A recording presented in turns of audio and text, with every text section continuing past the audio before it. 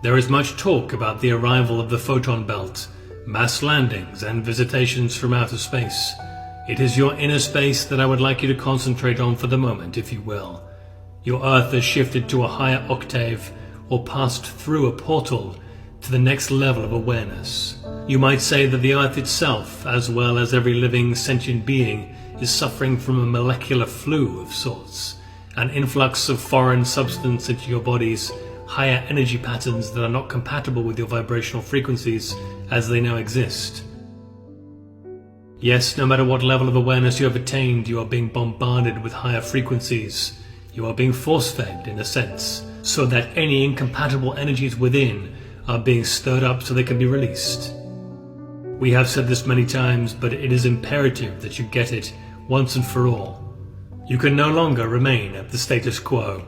These past years have been years of transition, of establishing the groundwork and metering out duties and responsibilities, preparing for the grand debut of the spiritual leadership and the next turn of world events. Spiritual awakening is not just the focus of the few any longer.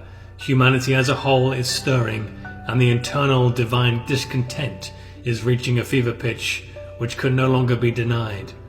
It is apparent everywhere, even those who resist and fear the new paradigm, that they too are feeling an irresistible fascination for the information about angels, the paranormal, life after death, and out-of-body experiences. Any new philosophy, religion, or belief system will focus on the radical, extreme, and sensational until it gradually settles down to a comfortable, acceptable norm. You have worked hard and diligently, my brave warriors, and I know it seems as though you move forward to glimpse at the beauty and peace of the future, only to be dashed back into the chaos of the present.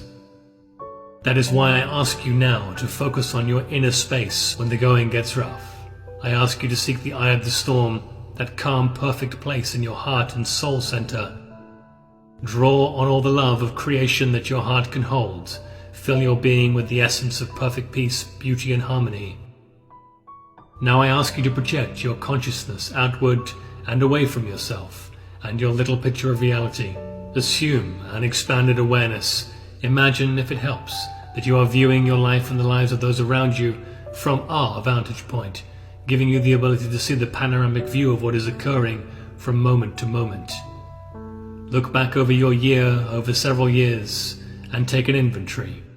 Many of you will be placed on the periphery of cataclysmic events, not directly involved, but close enough so that your powerful, loving presence and energy can act as a stabilizing force, and so that you can be an example to those in need of guidance and positive reinforcement. Is it not wonderful how most often a tragedy brings out the best in all those involved? Traits, abilities, and gifts that might not otherwise ever be displayed are brought to the fore. I will not tell you that the coming years will be peaceful and the paradise you seek. No, not quite yet, beloved. But I will promise you that if you will join me in this expanded way of viewing your life and the world, it will become much easier, much more exciting, and you will have a greater understanding of the workings of the universal mind.